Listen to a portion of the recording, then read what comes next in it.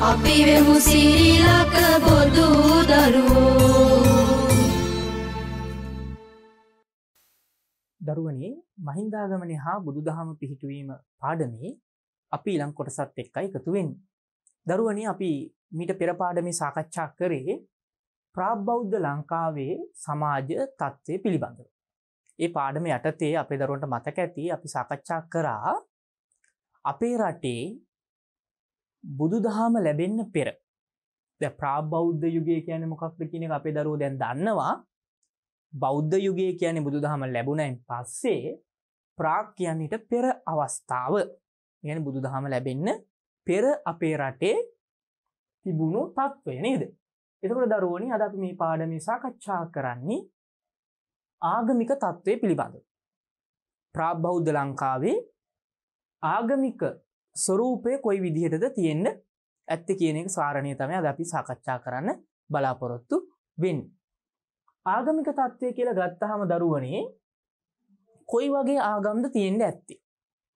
හැබැයි තිබුණු ආගම් බුදුදහම වගේ අපේ රටේ මුල් බැස ගත්තද කියන එක අපි හොයා බලන්න ඕන. දැන් මේ පිළිබඳව අපිට තොරතුරු ලැබෙන්නේ දරුවනේ ප්‍රධාන වශයෙන්ම මේ ආගමික තත්ත්වය ගැන සාහිත්‍යමය මූලාශ්‍රවල.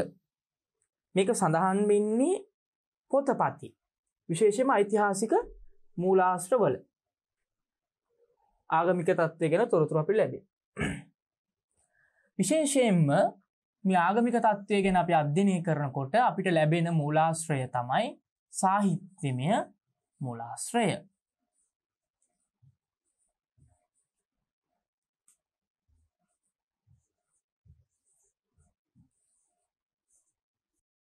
සාහිත්‍යමය මූලාශ්‍රය. සාහිත්‍ය මූලාශ්‍රය ගත්තොත් මේ සාහිත්‍යමය මූලාශ්‍රය ප්‍රධාන වශයෙන් අපිට හම්බ වෙනවා විශේෂයෙන්ම පොතපතේ තොරතුරු සඳහන් වෙන්නේ අපේ දරුවන්ට මම පෙර සතියේ පෙර පාඩමේ සඳහන් කළා ක්‍රිස්තු පූර්ව 6 වන සියවසේ මෙපිට කාලේ නේද දරුවනේ 6 වන සියවසට පෙර යුගයේ නෙමෙයි ඊට මෙපිට යුගයේ තොරතුරු තමයි තියෙන්නේ. ඒ කියන්නේ විජයාවතරණේ ඉඳලා තොරතුරු තියෙන්නේ. මොකද අපේ සාහිත්‍යමය මූලාශ්‍ර අතර විශේෂයෙන්ම දුවේ පුතේ දීපවංශය අපේ දරුවන්ට මාත් එක්ක ඉගෙන ගන්නකොට මේ දීපවංශේ මහා වංශේ නිතරම අපේ දරුවන්ට විශේෂයෙන් සඳහන් කළ යුතු ග්‍රන්ථයක් වෙනවා. මහා වංශය වගේ පොතපත දීපවංශේ මහා වංශය. විශේෂයෙන්ම මෙහිදී විශේෂ ආගමික තත්ත්වයේ සාකච්ඡා කරනකොට දීපවංශයටත් වඩා අපිට මහා වංශය තමයි වැදගත් වෙන්නේ. එහි දීපවංශයට වඩා තොරතුරු අන්තර්ග්‍රහණය වෙලා තිබෙන නිසා දරුවනේ. එහෙනම් දරුවනේ මේ ආගමික තත්ත්වය ගැන අපිට සාහිත්‍යමය මූලාශ්‍රය තමයි ප්‍රධාන වශයෙන් තොරතුරු ලබා ගන්න තියෙන ස්ථානීය බවට පත් වෙන්නේ. ඒක අපේ දරුවෝ හොඳින් මතක තබා ගන්න ඕන. එහෙනම් දරුවනේ මේ මහා වංශේ කොයි විදිහටද මේ තොරතුරු සඳහන් වෙන්නේ කියන එක අපි දැනගන්න ඕන. මහා වංශේ කොයි ආකාරයටද මේ තොරතුරු සඳහන් වෙන්නේ? ඒක හරි වැදගත් අවස්ථාවක්. විශේෂයෙන්ම දරුවනේ විජයාවතරණේ ඉඳලා මේ තොරතුරු තියෙන්නේ. ඒතර විජය රජුරුවත් එක්ක එන අයට අපි කියනවා දරුවනේ මොකක් කියලාද කියන්නේ ඒගොල්ලන්ට? ආර්යයන් නේද? හරි ලස්සන වචනයක් ඒක. ආර්ය සංක්‍රමණ. ආර්ය සංක්‍රමණ. මේවා ආක්‍රමණ නෙමෙයි. ආක්‍රමණ වෙනස් ස්වරූපයක්. මේ ආක්‍රමික ලක්ෂණත් මේකේ තියෙන්න පුළුවන්. කොහොමද මේකට අපි කියන ආර්ය සංක්‍රමණ. එතකොට අනිත් අය අනාර්ය කියලා තමයි හැඳින්නුවේ. ඒක ගැන වාද විවාද තියෙනවා. කොහොම වුවත් මේ ආර්ය සංක්‍රමණ නිසා ඒ ආර්යයන් අතර තිබුණු ඇදහිලි විශ්වාස ලංකාවට ලැබෙනවා. ඒ අනුව අපිට කියන්න පුළුවන් විශේෂයෙන්ම මේ ඇදහිලි විශ්වාස කොයි ආකාරයටද මේක සංවර්ධනය වුණේ කියන කාරණේ. විශේෂයෙන්ම මේ තිබුණු ප්‍රාග්බෞද්ධ ඇදහිලි මේවට අපි කියනවා මොනවා කියලාද? ප්‍රාග්බෞද්ධ ඇදහිලි.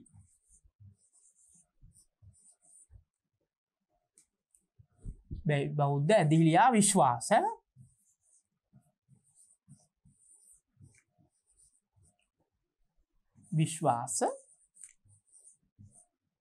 මේ ප්‍රාග්බෞද්ධ ඇදහිලි හා විශ්වාස පද්ධතිය දරුවනේ ප්‍රධාන වශයෙන් කොටස් දෙකකට අපිට බෙදා දක්වන්න පුළුවන්. මොනවද ඒ කොටස් දෙක? පළවෙනියෙන්ම දරුවනේ මේ ප්‍රාග් බෞද්ධ ඇදහිලි හා විශ්වාස බෙදෙනවා දේශජ ආගම් විදිහට. දේශජ ඇදහිලි හා විශ්වාස, අනිත් එක විදේශීය ඇදහිලි හා විශ්වාස. විදේශීය ඇදහිලි. දේශීය නැත්නම් විදේශීය නැත්නම් දේශජ විදේශී. දේශජ කියලා කියන්නේ ජ කියන එක දැම්මම අපේ දරුවෝ දන්නවා එයටම එහින් උපන් කියන අදහස. ජලජ ජලෙහි උපන් නේද? අන්න ඒ වගේ. එතකොට කණ්ඨජ කණ්ඨයෙන් උපන්, මූර්ධජ මූර්ධයෙන් උපන්, මුදුනින් උපන් නේද? අන්න එතකොට දේශජ කියන්නේ මේ භූමියේම මේ පොළොවේම අපේ රටේම ඇති වූ ආගමික ඇදහිලි හා විශ්වාස වලට අපි කියනවා දේශජ ඇදහිලි හා විශ්වාස.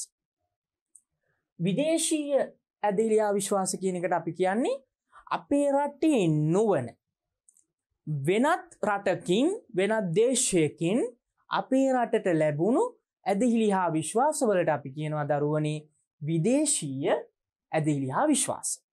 විශේෂයෙන්ම දරුවනේ ආර්ය සංක්‍රමණත් එක්ක අපේ රටට ලැබෙන්නේ විදේශීය ඇදහිලි හා විශ්වාස පද්ධතියක්. ඒ ආගමික පද්ධතිය මොකක්ද කියලා අපි ඉගෙන ගමු. දැන් දරුවනේ මේ දේශජ ඇදහිලි හා විශ්වාස පද්ධතිය ගත්තොත් මේක ස්වභාව ධර්මයේ මුල් කරගත් ඇදහිලි හා විශ්වාස පද්ධතියක් තමයි ගොඩනැගෙන්නේ. ස්වභාව ධර්මය.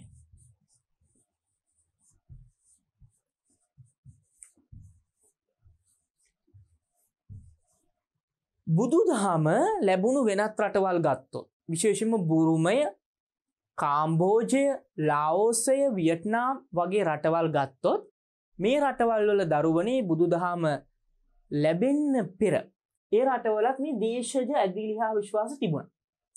ඒවා බෞද්ධ මුහුණුවරක් ඔස්සේ සංවර්ධනය වුණා. ලක්දිවත් එහෙමයි. අපේ රටේ පොළොවේම ඇති වූ ඇදහිලි හා විශ්වාස පද්ධතියක් තිබුණා. දැන් බුරුමේ ගත්තොත් නාත් වන්දනය. ඒක නාග වන්දනයක් තිබිලා තියෙනවා. ඒත් එක්කම දරුවනේ මහා පොදු ආත්ම වන්දනය, මියගිය ඥාති ඇදහිීමේ සම්ප්‍රදාය. ඒතකොට මේ දේවල් බුරුමිය තුලත් තිබුණා. අපේ රටෙත් එහෙමයි. අපේ රටෙත් තිබුණා මේ දේශජ ඇදහිලි විශ්වාසික ස්වභාව ධර්මය හා මියගිය ඇත්තන් මලවුන් පිදීම මත පදනම් වෙලා තිබුණා.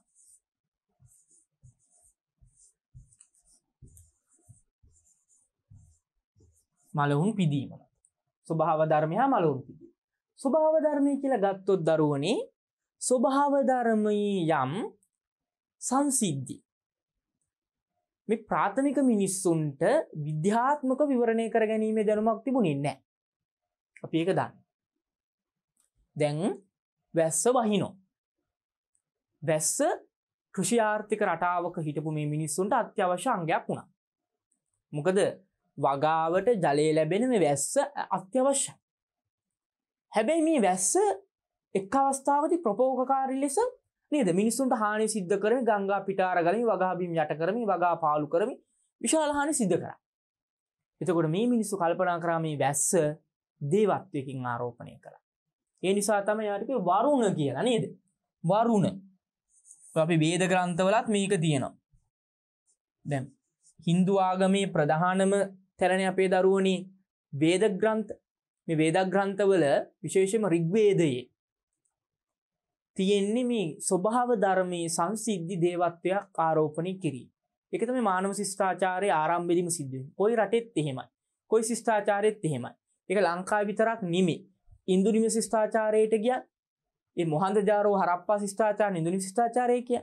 ඒ වගේම දරුවනේ ග්‍රීක ශිෂ්ටාචාරයට ගියත්, රෝම ශිෂ්ටාචාරයට ගියත්, ඒත් එක්කම අපි ඊජිප්තු ශිෂ්ටාචාරයට ගියත්, හුවන්හෝ ශිෂ්ටාචාරයට ගියත්, දෙගම්මැදි ශිෂ්ටාචාරයට ගියත්, මේ සෑම ශිෂ්ටාචාරයක් මිසෝ ඇමරිකානු ශිෂ්ටාචාර වලට ගියත් මේ ශිෂ්ටාචාරවල ස්වභාවයේ මූල ආරම්භය ආගම් අතර ගත්තොත් මේ ස්වභාව ධර්මයේ සංසිද්ධි දේවත්වයක් ආරෝපණය කිරීම. ස්වභාව ධර්මයේ සංසිද්ධි වලට දේවත්වයක් ආරෝපණය කරනවා. මේ දේවත්වයක් ආරෝපණය වෙන්නේ ඒ ස්වභාව ධර්මයේ සංසිද්ධිය තමන්ගේ මානව ජීවිතය හා බද්ධයි. දැන් වැස්ස අත්‍යවශ්‍ය අංගයක්. ඒත් එක්කම සූර්යෝද්ගමනය ඉර පෑයන එක අත්‍යවශ්‍යයි. මොකද උදේ නැගිටලා තමන්ගේ වැඩ කටයුතු කරගෙන තියන්න. එතකොට හිරු දෙවියෝ විදිහට සැලකුවා. සූර්ය දෙවියන්, හිරු දෙවියෝ.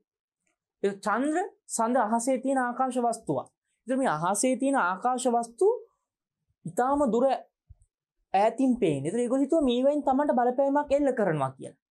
මේ බලපෑමක් එල්ල කරනවා කියන අදහස ඉඳලා එයා මේක විවරණය කරා ඉඳගෙන මේක විද්‍යාත්මකව නොවේ මේක තමන්ගේ ආධ්‍යාත්මය නැත්තම් ආගමික මූලධර්ම වල නැත්තම් මේ තමන්ගේ ඇදිහිල්ලක් විදියට මේ ස්වභාව ධර්මයේ ආකාශ වස්තු ඒගොල්ලෝ ආරෝපණය කළා. ඒතර ඉර වන්දනේ, සූර්ය වන්දනේ, සූර්ය නමස්කාරය, ඒත් එක්කම චන්ද්‍ර වන්දනේ, හිරු දෙවියන්, සඳු දෙවියන් විදියට අපේ ජනකවි වලත් තියෙන හිරු දෙවියන්ගේ නෑයෝ කියලා නේද? සඳු දෙවියන්ගේ නෑයෝ. ඒතර හිරු දෙවි, හිරු සහ සඳු දේවත්වයෙන් ආරෝපණය කරන එක ඒ අතීතය මේ ප්‍රාග්බෞද්ධ යුගයේ දක්වා යනවා. ඒ ප්‍රාග්බෞද්ධ යුගයේ ඉඳලා තමයි අද වර්තමානයේ දක්වා මේ දැන් සිංහල හින්දු අලුත් අවුරුද්දත් එක්කත් මේව සම්බන්ධයිනේ. ඒතකොට පේනවා. ඒතකොට ආකාශ වස්තු. ඒතකොට ග්‍රහ විද්‍යාව. ඒතකොට නක්ෂත්‍ර තාරකා වන්දනය. ඒතකොට මේව ඔක්කොම මේ ස්වභාව ධර්මයේ දේවල් වලටපත් වෙනවා. ඒත් එක්කම වැස්ස. ඒත් එක්කම ගංගාව දේවත්වයක් ආරෝපණය වෙනවා. ඒත් එක්කම කැලේ යනකොට මහා වෘක්ෂ. ඒකට අපි කියන වනස්පතීන් කියලා නේද? වනස්පති. මේ වනස්පතීන් දකින්න. එතකොට මේ වනස්පති වලට දේවත්වයක් ආරෝපණය කරනවා.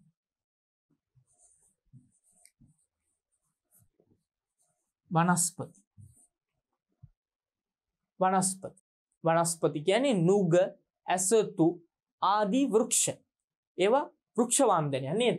ඒ වනස්පති වෘක්ෂ වන්දනයක් බවට පත් වෙනවා. මේ විශාල නේද? ගස්. ඒත් එක්කම පර්වත වන්දනය. කැලේ දඩේමී යනකොට විශාල පර්වතයක් දකින්න. ඒක අදෘශ්‍යමාන තත්වයක් කියලා විශ්වාස කරනවා. ඒතර ඒ වන්දනා කරන්න පෙළඹෙනවා. මෙන්න මේ විදිහට මේ අය මේ ස්වභාව ධර්මයේ සංසිද්ධි දේවත්වයකින් ආරෝපණය කරන්න නැඹුරු වෙනවා.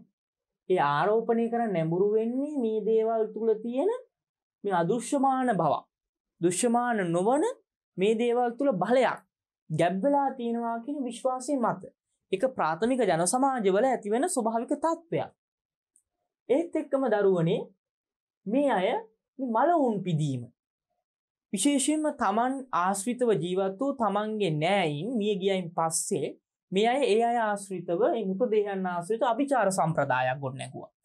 මම පෙර පාඩමේ මේ ගැන කෙටියෙන් සඳහන් කළා. අභිචාර සම්ප්‍රදාය.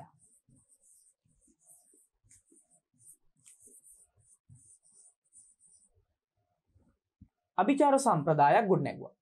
මේ අභිචාර සම්ප්‍රදාය ගත්තොත් මේ අභිචාර සම්ප්‍රදාය සිදු වුණේ එක එක ක්‍රමවේද යටතේ. විශේෂයෙන්ම මුල් කාලේ දේහ කැලේට ගෙන ගොස් දාලා ඒ ආශ්‍රිතව මේ දේහ මස් ආදී දේවල් දීවලා ගියායින් පස්සේ විශේෂ හිස්කබල වගේ දේවල් ගෙනල්ලා ඒව ගුරුගල් ආලේප කරලා ඒව තමන්ගෙම ගල්ලෙනි තැම්පත් කර ගැනීමේ සම්ප්‍රදායක් තිබිලා තියෙනවා. ඒත් එක්කම මේවා මේ කුම්භීල නිකනන, ඒ කියන්නේ මැටි කල ඇතුලේ මේ භස්මාවශේෂ තැම්පත් කිරීමේ සම්ප්‍රදායක් තිබිලා තියෙනවා. ඒත් එක්ක මැටි ඔරුසුසාන, ඒත් එක්කම ශිලාසුසාන ආදී විදියට මෘතදේහයන් ආශ්‍රිත අභිචාර සම්ප්‍රදායක් මෙය ගොඩනගලා තියෙනවා. ඒතකොට පේන්නේ දරුවනේ මේ මෘතදේහයන් ආශ්‍රිත අභිචාර සම්ප්‍රදායක් ගොඩනැගීම තුලින් මේගොල්ලෝ හිතුවා මේ මිය යන අයගේ ආත්ම කියන දේවල් Tamanගේ යහපත සහ අයහපතකින් දෙපැත්තෙම බලපාන.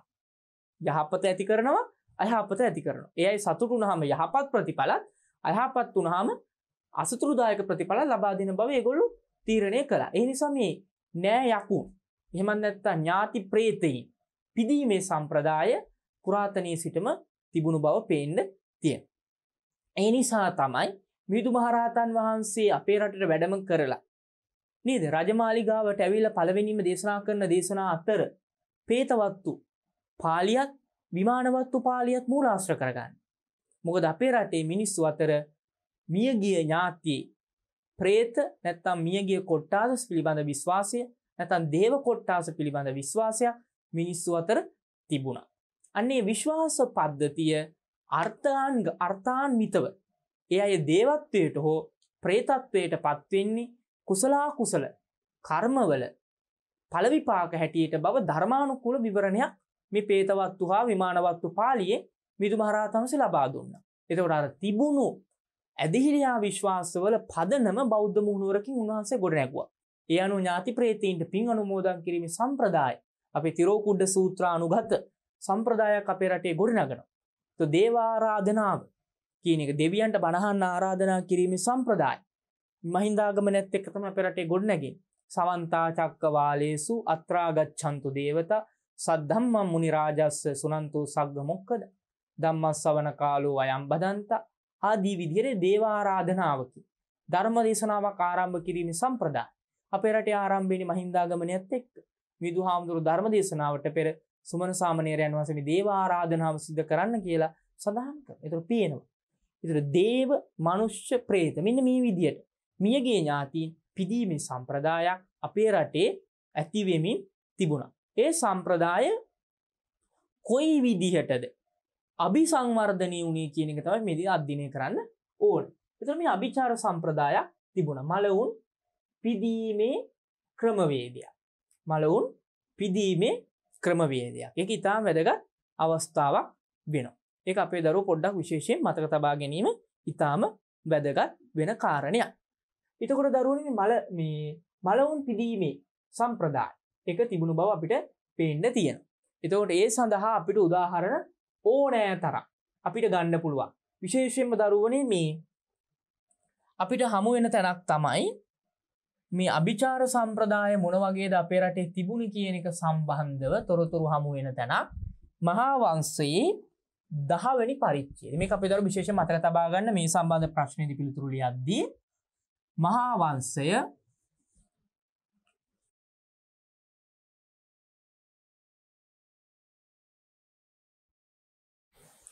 දහවන පරිච්ඡේදය මේක ඉතාම වැදගත් පරිච්ඡේදය 10වන පරිච්ඡේදය මේ මහා වංශයේ 10වන පරිච්ඡේදය අපේ දරුවෝ පිළිතුරු ලියනකොට මේ මූලාශ්‍රය දැක්වීම ඉතාම වැදගත් ඔබට හොඳ ලකුණක් ලබා ගැනීම සඳහා. එතකොට දරුවෝ මහා වංශයේ 10වන පරිච්ඡේදයේ සඳහන් වෙන්නේ පණ්ඩුකාභය රාජ්‍ය සමය සම්බන්ධව.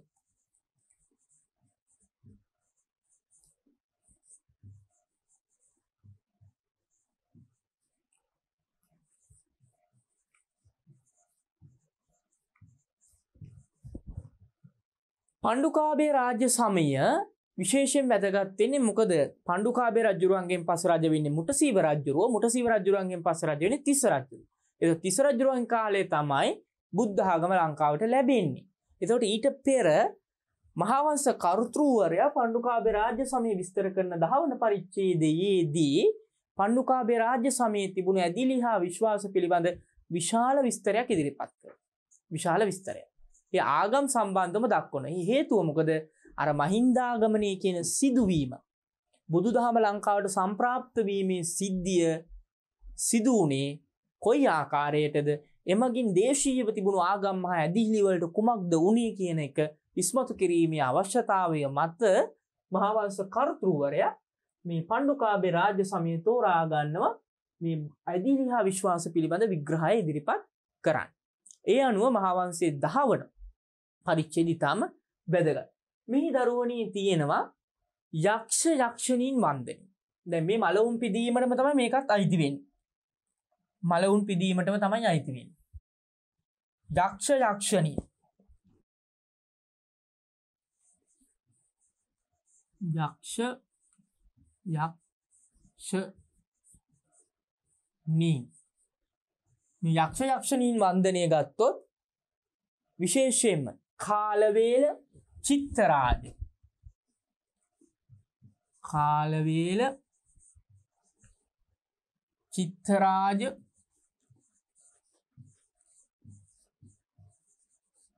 දෙන්න සඳහන් වෙනවා පණ්ඩුකාභය රජුගේ කාලේ.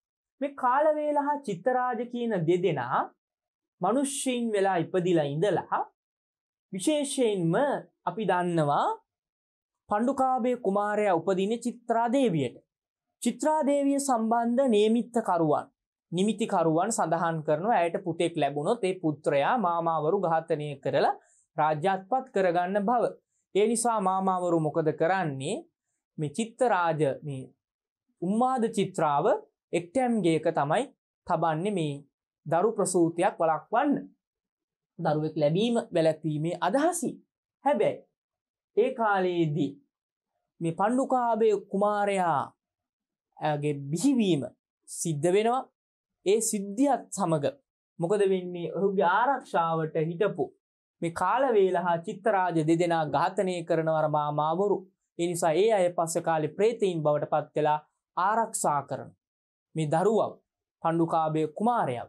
එතකොට කාලවේලහා චිත්තරාජ ප්‍රේතමී යක්ෂයින් විදිහට දක්වලා තියෙනවා. මේ කාලවේලහා චිත්තරාජ දෙදෙනා කොයිතරම් ප්‍රබල යක්ෂයින් වුණාද කියනවනම් පණ්ඩුකාභය රජුරුවන්ගේ රාජ්‍ය කාලය තුල මේ අය සඳහා වෙනම දේවාල ඉදි කරලා තිබූ බව මහාවංශයේ 10 වන පරිච්ඡේදයේ තියෙනවා. කවුරු වෙනුවෙන්ද?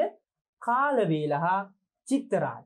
ඒ දෙදෙනා ප්‍රබල යක්ෂයින් විදිහට ඒ කාලේ අදහලා වන්දනාමානයට පාත්‍ර වෙලා තිබිලා තියෙන යක්ෂයින් දෙදෙනෙක්. ඒතර පේනවා මනුෂ්‍ය භවයේ ඉඳලා මරණයත් එක්ක යක්ෂ භවයකට මේගොල්ලෝ ගියපු බව. එතකොට යක්ෂ වන්දනේ නැත්නම් යක්ෂ කියන්නේ මේ പ്രേත කොට්ටාස වෙන්න ඇති කියන අදහසක් තියෙනවා. එතකොට මේ වන්දනේ පුරාතනයේ ඉඳලා තිබිච්ච වන්දනා ක්‍රමයක්. ඒත් එක්කම දරුවනේ වලවහා මුඛී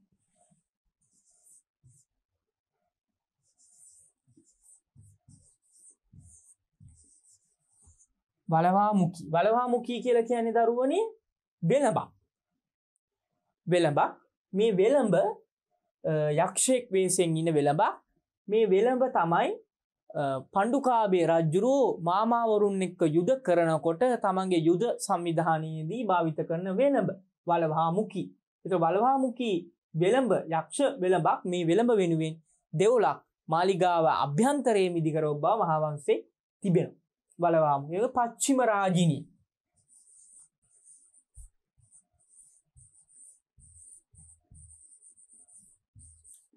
පශ්චිම රාජිනී කාලවේල චිත්තරාජ වලවහා මුඛී පශ්චිම රාජිනී ආදී විදිහට යක්ෂණී වන්දනයක් මේ ප්‍රාබෞද්ධ යුගයේ විශේෂයෙන්ම පණ්ඩුකාභය රාජ්‍ය සමය තුල ලංකාවේ තිබූ බව අපිට මේ සාධක වලින් පේනවා. මේ අය සඳහා වෙනම ඒ වන්දනා ගෘහ ඉදි කරපු බව සඳහන් වෙලා තිබෙනවා. ඒතර පේනවා මේ යක්ෂණී වන්දනය ඊටාම ප්‍රචලිතව තිබූ වන්දනා ක්‍රමයක් නේද?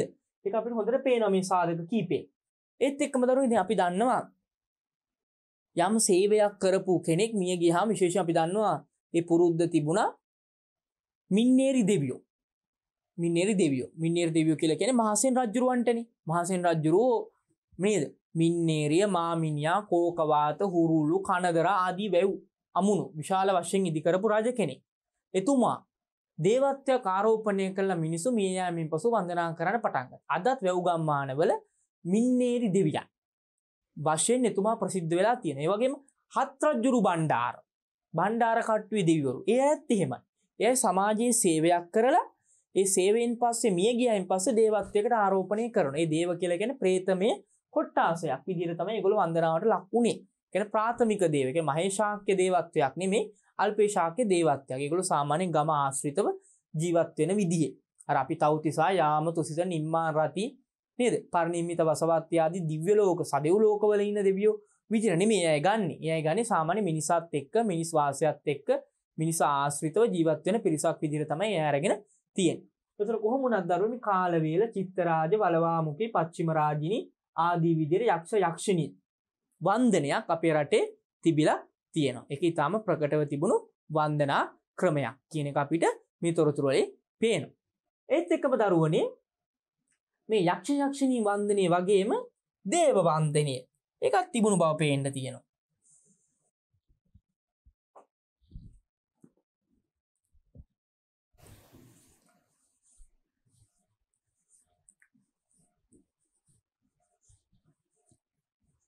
දේවත්වාරෝපණය නේද? දේවත්වාරෝපණය ගත්තොත් පරිසරයේ දේවත්වාරෝපණයක් තියෙනවා. චන්ද්‍ර දේව, සූර්ය දේව විදියට. දැන් අපිට ඡන්ද පරිත්ත, සූර්ය පරිත්ත. ඒතර බලන්න ප්‍රාග්බෞද්ධ යුගයේ මේ දේවල් තිබිලා තියෙනවා. ඒ කියන්නේ ඡන්ද කියලා කියන්නේ චන්ද්‍රයා රාහු අසුරු ඉන්ද්‍රයා ග්‍රහණයට අසු වීම. ඒතර මෙන්න මේ වගේ සංකල්ප. ඒතර මේ සංකල්ප මිනිස් ජන සමාජය තුල තිබුණු ක්‍රමවේද. ඒතර මේ දේවල් ඇදිහිලි විශ්වාස විදිහට තමයි තිබුණේ. ඒත් එක්කම අපි දන්නවා බුදුහාමුදුරුවෝ ලංකාවට වැඩම කරපු ප්‍රථම අවස්ථාව. බුදුහාමුදුරුවෝ කොහෙන්ද පළමුව වඩින්නේ? මහියංගනේ නේද? අපි මහාවංශයේ තියෙනවනේ පස්වන පරිච්ඡේදය. මහියංගනේට වැඩියාම ධර්මයේ දේශනා කරනවා, යක්ෂයෝ দমনය කරනවා. ඒ යක්ෂයින් দমনය කරලා සුමන සාමමී සුමන කියන දිව්‍ය පුත්‍රයා ශ්‍රීපාද අඩවියට අරක්ගෙන හිටපු ඒ ප්‍රදේශයේ බාහිරව හිටපු ප්‍රදේශාධිපතිය පස්සේ දෙවියෙක් බවට පත් වෙනවා සුමන සමන් දිව්‍ය රාජයා. ඒතර මේ සුමන කියන දෙවියා සම්බන්ධ මහා සමා ආටානාටි ආදී සූත්‍රවල තියෙනවා. සුමන කියලා දෙවියෙක් පිළිබඳ. ඒතර සුමන දේවයා දෙහිල්ල සුමන සමන් කියලා අපි කියන්නේ. ඒතර මේ දේවයා දෙහිල්ල පුරාතනයේ ඉඳලා ආපු බව අපිට පේන්න තියෙනවා මේ තොරතුරු අනුව. සුමන දේව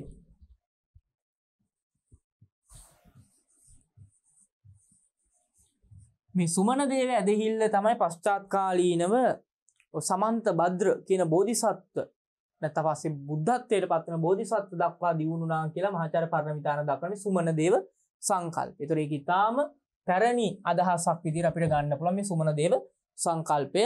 එය මහායාන බුදුදහමේ පස්සේ සමන්ත භද්‍ර දක්වා මේක දියුණු වෙන බව මහාචාර්ය පරණවිතාන දක්වනවා. කොහොම වුණත් මේ දේව වන්දනය ප්‍රාග් බෞද්ධ යුගයේ ලංකාවේ තිබුණා. එය අපි හත් රජුරු බණ්ඩාර කට්ටුවේ දෙවිවරු විදියට අදත් වැව් ගම්මානවල මේ ගම්මාන ආශ්‍රිතව මේ දේව ඇදහිල්ල දකින්න ලැබෙනවා. එතකොට මේ අය භූමාටු මට්ටමේ දෙවිවරු විදියට අපිට සලකන්න පුළුවන්. කල්පේ ශාක්‍ය මට්ටමේ දෙවිවරු. සුමන සමන් දේව මට්ටම නම් දිව්‍ය ලෝකයේ වාසය කරන දෙවියෙක් විදියට තමයි සාමාන්‍ය බෞද්ධ සාහිත්‍යයේ සඳහන් වෙන්නේ. කොහොම වුණත් මේ දේව වන්දනයක් තිබිලා තියෙනවා. ඊළඟට තිබුණා කම්මාර දේව කියලා කොට්ටාසයක්. කම්මාර දේව. කම්මාර දේව කියලා මේ මහාවංශයේ 10 වන පරිච්ඡේදයේ සඳහන් වෙනවා පණ්ඩුකාභය රජුව කම්මාර දේව සඳහා ඉදි කරනවා කියලා දෙවුලක්. ඒ කම්මාර දේව කියලා කියන්නේ කම්මල් කරුවන්ගේ දෙවියන්.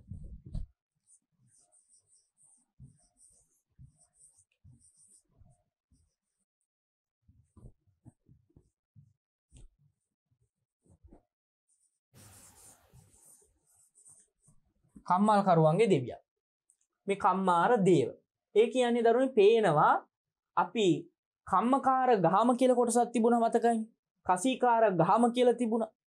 වාපී ගාම අන්න ඒ විදිහට. එතකොට මේ වෘත්තීන් මත ගොඩනැගුණු ගම්වල අය ඒ වෘත්තිය හොඳින් කරගෙන යන්න, ඒ වෘත්තිය සාර්ථකව සිදු කරන්න, බාධාවකින් තොරව සිදු කරන්න, ඒ වෘත්තිය හා බද්ධව දෙවිය ගොඩනගාගෙන තිබුණු බව පේන්න තියෙනවා නේද? එතකොට මේ වෘත්තිය හා බද්ධ වූ දෙවිය. අදට සමහර වෘත්තීන් හා බද්ධ වූ දෙවියන් ඉන්නවා. විශේෂ දීවරයන් ආශ්‍රිතව ඒ දීවරයන්ට උදව් කරන දෙවියන් පිළිබඳ සඳහනක් තියෙනවා. ඒතර මේ දෙවියන්ට වන්දනාමාන කිරීම, වර්ෂයකට වරක් පුද පූජා පැවැත්වීම, යාතු කර්ම සිදු කිරීම ආදී දේවල් අපිට ගන්න පුළුවන් නේද? ඒතර ඒවා අදත් ජන සමාජයේ තියෙනවා. ඒතර ඒකේ පදනම මූලාරම්භය මෙතන. මේ කම්මාර දේව. ඒතර කම්මාර දේව අදහස අපිට මේක අඳුර ගන්න පුළුවන්. ඒ කියන්නේ වෘත්තියක් මත පදනම් වූ දෙවිය. වෘත්තීමය අනන්‍යතාවක් තියෙන මිනිස්සුන්ගේ වෘත්තීමය නිපුණත්වයේ දියුණු කරන්න, ඒ ආරක්ෂා කරන්න, ඒ අபிසංවර්ධනයට උපකාරයක් වෙන්න මේ දේව සංකල්පය භාවිත වෙලා තියෙනවා. ඒක ඊටාම වැදගත් අවස්ථාවක් විදියට අපිට සඳහන් කරන්න පුළුවන්. ඒත් එක්කම දරුවනි ව්‍යාධ දේව.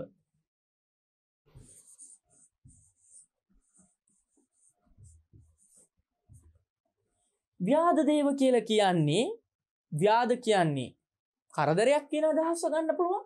ඒක ව්‍යාධ දේව කියලා කියන්නේ දඩයම් කරුවන්ගේ දෙවියෝ. දඩයම් කරුවන්.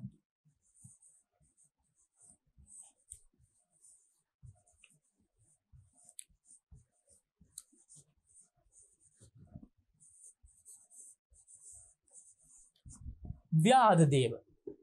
මේ ව්‍යාධ දේව සඳහා වෙනම තල් ගහක් තල් රුකක් යොදාගත් බව වන්දනාමානයට යොදාගත් බව සඳහන් වෙනවා. තල් රුකක්. තල් රුකක් යොදාගත්තු බව සඳහන් වෙනවා. එතකොට පේනවා මේ ව්‍යාධ දේව. ඒත් එක්කම වෙස්සවන වෛශ්‍රවණ කියලා දෙවියෙක් ගැන සඳහන් වෙනවා.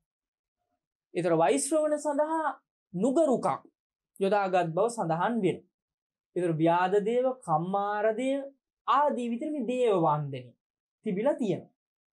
එතකොට බලන්න දේව වන්දනය, යක්ෂ වන්දනය මේ වගේ මියගිය අය දේවත්වයක් ආරෝපණය කළා නැත්නම් යක්ෂත්වයක් ආරෝපණය කළා පාවිච්චි වෙලා තියෙනවා. දැන් යක්ෂ කියන අදහස ගත්තොත් අපිට හිතෙන්න පුළුවන් මේක යක්ක කියන එක අහිතකර පිණිස පවතින එකක් කියලා. හැබැයි මේ ප්‍රාග්බෞද්ධ ඇදිලි වල යක්ෂ කියන එක දෙපැත්තටම ඉඳලා තියෙනවා. හොඳට සහ අයහපත කියන කාරණා දෙකටම මේ අය පාවිච්චි වෙලා තියෙන බව පේන්න තියෙන කාරණයක්. ඒක අපි හොඳින් තේරුම් ගන්න ඕන දරුවනේ.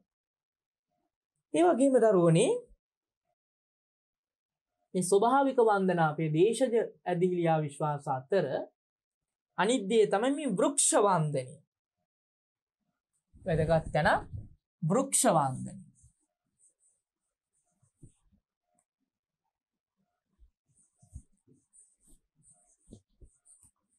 මොන වගේ වෘක්ෂ වන්දින්නටද? විශේෂයෙන්ම දරුවනේ ඇසතු වන්දනයේ තිබිලා තියෙනවා. ඇසතු කියන අපි බෝ කියලා කියනවනේ. ඇසතු.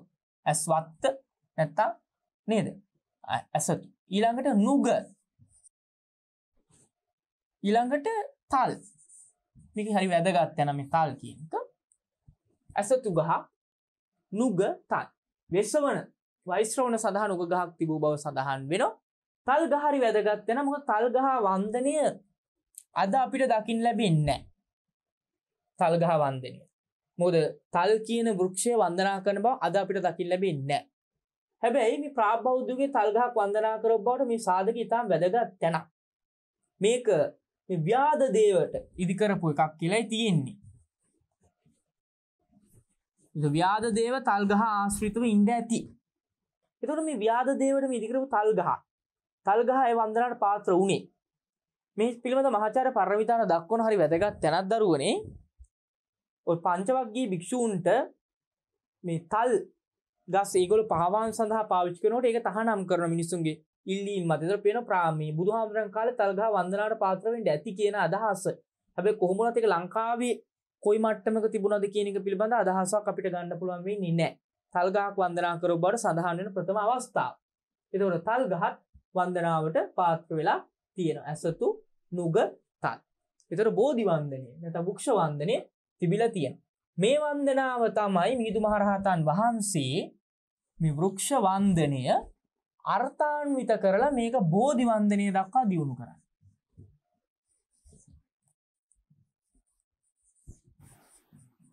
මොකද හේතුව මේ ගහකොළ වන්දනාවට පාත්‍ර වීම පරිසරයේ සම්බන්ධ ඉතා වැදගත් අවස්ථාවක්. විශේෂයෙන්ම ශිෂ්ටාචාරවල ගහකොළට දේවත්වයක් ආරෝපණය කරපු නිසා තමයි මේ ශිෂ්ටාචාර යුගයන්හි මිනිස්සු පරිසරයේ සංරක්ෂණය කළේ. පරිසරය ආරක්ෂා කළේ. ගහකට කොළකට අත තියන්න මිනිස්සු එකපාරම බිය වුණා. ඒක ඉතාම වැදගත් මානව ධර්මතාවක් වුණා පරිසර සංරක්ෂණය. අද ඇත්තටම මේ ගහකොළවලට දේවත්වය ඇතගත බෝ ගහක් අද රැකෙනෝනේ. මොකද පාරක් අයිනේ තියෙන බෝ ගහක් කපන්න කවුරුත් මැලි වෙනවා. ඒ පාර සංවර්ධනය කරන්න කියලා අපි දැකලා තියෙනවා සමහර මාර්ග සංවර්ධනය කරනකොට දරුවෝ දැකලා ඇති බෝ ගහ මැද්දේ ඉතුරු කරලා පාර දෙපැත්තෙන් හදනවා. ඒ බෝ ගහට අත තියන්න බියයි. ඒ පාර හදන කොන්ත්‍රාත්කරුවනුත් බියයි, වෙන අයත් බියයි මේ බෝ ගහ කපන්න. මොකද ඒකෙන් විශාල හානි සිද්ධ වෙන්න පුළුවන් Tamanට කියන අදහසක් ඒ අය තුල තියෙනවා. ඒතර ඒකට විශාල ජන විරෝධයකුත් තියෙනවා. බෝ ගහක් කපන්න යම් අවස්ථාවක මුල් වුණොත් ඒක ආගමික ජාතික ප්‍රශ්නයක් විදියට ඒක ඉස්මතු වෙනවා. ඒතකොට ඒ නිසා මේ බෝ ගහක් ආශ්‍රිතව අදටත් ඒ සංස්කෘතියක් තිබෙනවා. ඒතර ගහක් කොළක් කැපීමට මිනිසු බියවීමක් මේ දේවත්වයට ආරෝපණය කිරීම තුළ අපිට අඳුර ගන්න පුළුවන් වෙනවා. ඒක ඉතාම වැදගත් තැනක්. මොකද පරිසරය ආරක්ෂා කිරීම, පරිසරයේ සංරක්ෂණය කිරීමට මේ දේවත්ව ආරෝපණය වැදගත් වුණු බව අපිට පේනවා දරුවනේ. අපේ දරුවන් මේ කාරණා තමයි මෙහිදී විශේෂයෙන්ම අවධානයට ගත යුතු. අපේ දරුවෝ මේක ඉගෙන ගන්නකොට මේ විශේෂයෙන් මේ ගැන හිතා බලන්න ඕන. එතකොට දරුවනේ මේ ඇසතු නුග තල් ආදී වෘක්ෂ වන්දනය.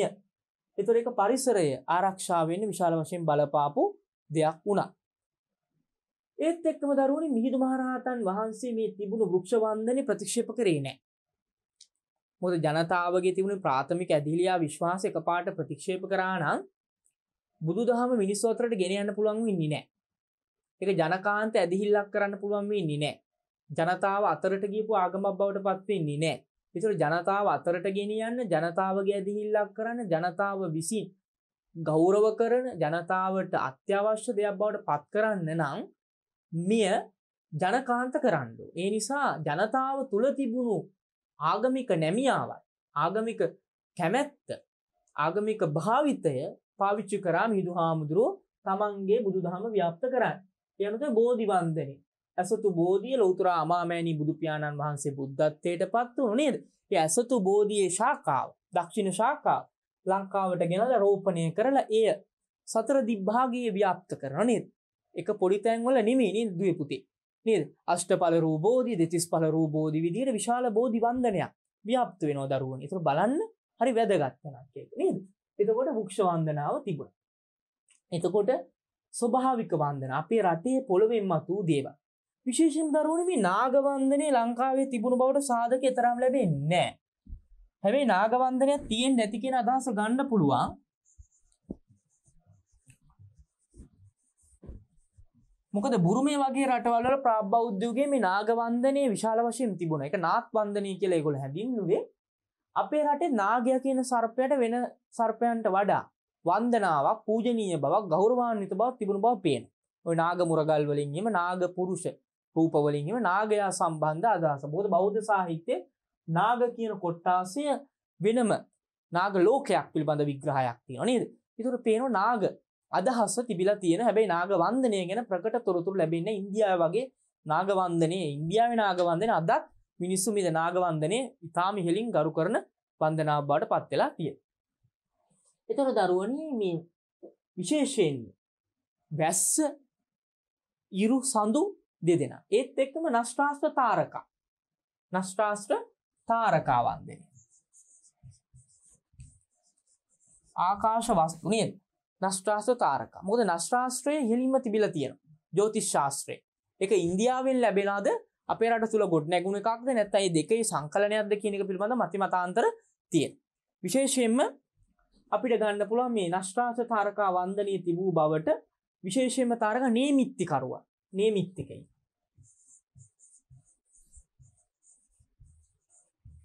නේමිත්තිකයි. හිට ඔබ පේනවා. ඒකට සාධක අපිට ඕන තරම් ලබා ගන්න පුළුවන්. ඔය අපි දන්නවා උම්මාද චිත්‍රා. මේ චිත්‍රාදේවිය. චිත්‍රාදේවිය ප්‍රසූත කරන දරුවා විසින් මාමාවරු ඝාතනය කරන බවට සඳහන් කරන්නේ නේමිත්තකම. එතකොට නේමිත්තකයින් හිට ඔබ සඳහන් වෙනවා. අපි දන්නවා චිත්‍රාදේවිය දරුවා ප්‍රසූත කරපු වෙලාවේ ඇයට ඒ දරුවා විසින් මාමාවරු ඝාතනය කරන බව නේමිත්තකරුවන් තමයි ඒක සඳහන් කරන්නේ. ඒතකොට නේමිත්තකරුවන් කොයි විදිහටද එයාගේ කාර්යභාරය කියන එක අපිට පේනවා. ඒත් එක්කම අපි දන්නවා මේ ඔය චෛත්‍ය ඉදි කරනකොට ආරම්භයේදී යම්කිසි නැකත් ශාස්ත්‍රයක් අනුව ආරම්භ කරව බව පේනවා. ඒත් එක්කම පණ්ඩුකාභය රජුරෝ නව නගරයක් නිර්මාණය කරනවා. ඒ තමයි අනුරාධගාම කියන එක. පෙර පාඩමෙත් මේ ගැන ටිකක් කතා කරා. අපිට මතක ඇති අනුරාධගාම. මේ අනුරාධ ඇමතිගේ අනුරාධගාම කියන ගම නගරයක් දක්වා සංවර්ධනය වෙන නගරයක් බවට පත් කර ගන්න අනුරාධපුර කියන එකට පත් කර ගන්න අවස්ථාවේදී ඒ අනුරාධපුර බවට පත් වුණේ අනුර නැකතිය ආරම්භ කරපු නිසා කියන අදහසක් තියෙනවා. අනුර කියලා නැකතක් තියෙනවා. ඒක අනුර නැකතින් ආරම්භ නිසා අනුරාධපුර කියලා කියනවා. ඒතර මේ නැකතකට අනුව ආරම්භ කරව බව සඳහන් වෙනවා. අනුර නැකත. අන්න ඒ වගේ නෛමිත්තකයින් නැත නැකත් කරුවන් හිටෝ බව පේන්න තියෙනවා. ඒත් එක්කම මේ සැනකෙලි තිබිලා තියෙනවා. විශේෂයෙන්ම අපේ රටේ තිබුණු පැරණි සැනකෙලි දෙකක් තමයි එකක් දඩකෙලිය.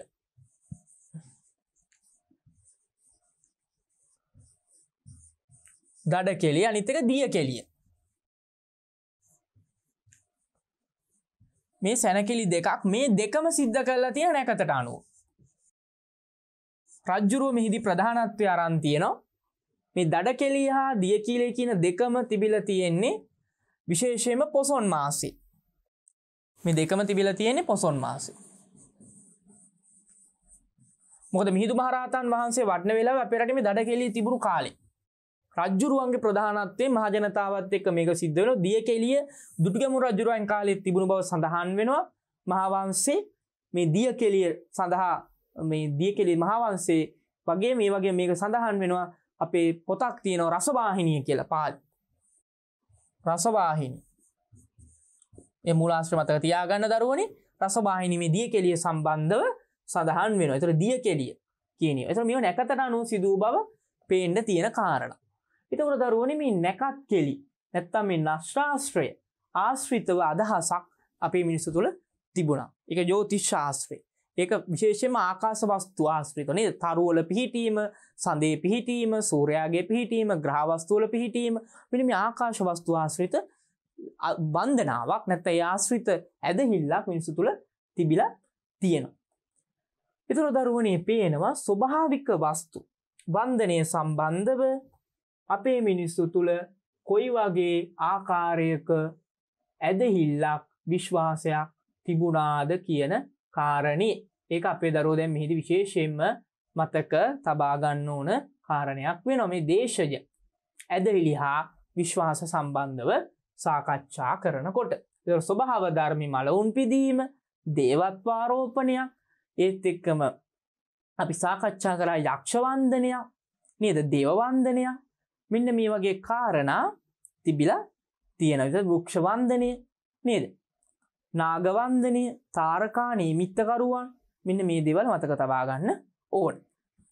ඒත් එක්කම දුවේ පුතේ දැන් අපි ඊළඟට කතා කරන්නේ මේ දේශීය ආගම් ගැනනේ කතා කරේ. ඊළඟට අපිට වැදගත් වෙනවා විදේශීය. කොයි විදිහටද මේ විදේශීය ඇදහිලි හා විශ්වාස තිබුණේ?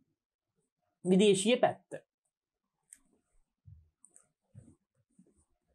විදේශීය ඇදහිලි හා විශ්වාස දරුවනේ ප්‍රධාන වශයෙන් අපේ රටට ලැබෙන්නේ ඉන්දීය උපමහද්වීපයේ.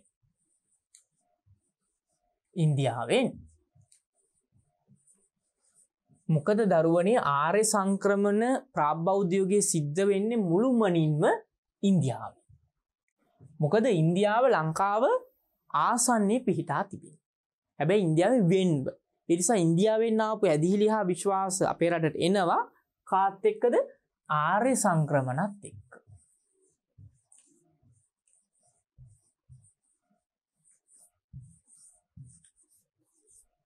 ආර්ය සංක්‍රමණත් එක්ක තමයි අපේ රටට මේ දේවල් ලැබෙන්නේ. ඒතර ආර්යයන් හරහා තමයි මේ ඇදහිලි හා විශ්වාස අපේ රටේ ජනගත වෙන්නේ. ඒක අපි විශේෂයෙන් මතක තබා ගන්න ඕන කාරණයක්. ඒතර මේ ආර්ය සංක්‍රමණ ඊටාම වැදගත් වුණා. ඒ ආර්ය සංක්‍රමණ කොයි ආකාරයෙන්ද සිදු වුණේ කියන කාරණේ අපි විශේෂයෙන්ම අධ්‍යයනය කරන්න ඕන. ඒතර දරුවනේ මේ ආර්ය කණ්ඩායම් ಭಾರತೀಯ ආගම් තමයි විදේශීය ආගම් විදිහට අපිට ලැබෙන්නේ. ಭಾರತයේ තිබුණු දේවල්. අපි බලමු මොනවද ಭಾರතෙන් අපිට ලැබුණු ආගම් කියන එක. ඒක අපි දැන් සාකච්ඡා කරන්න බලාපොරොත්තු වෙන්නේ. ಭಾರತೀಯ ආభాසයෙන් අපිට ලැබෙන ආගමික ඇදහිලි හා විශ්වාස කොයි වගේ?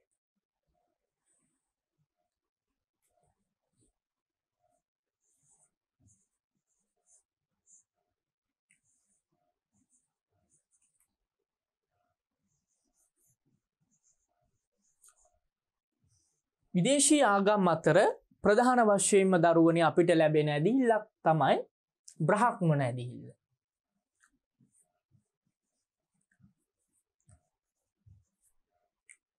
බ්‍රාහ්මණ ඇදහිල්ල.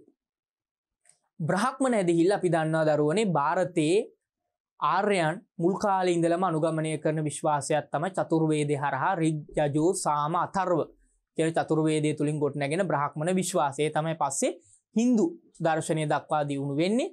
එතකොට මේ බ්‍රාහ්මණ වන්දනාව බ්‍රාහ්මණ ඇදහිල්ල අපේ රටේ තිබිලා තියෙනවා. මොකද මේ ආගමේ උගන්වන ප්‍රධාන ඉගැන්වීමක් තමයි මහා බ්‍රහ්මයා ලෝකේ මැව්වා කියන අදහස නේද?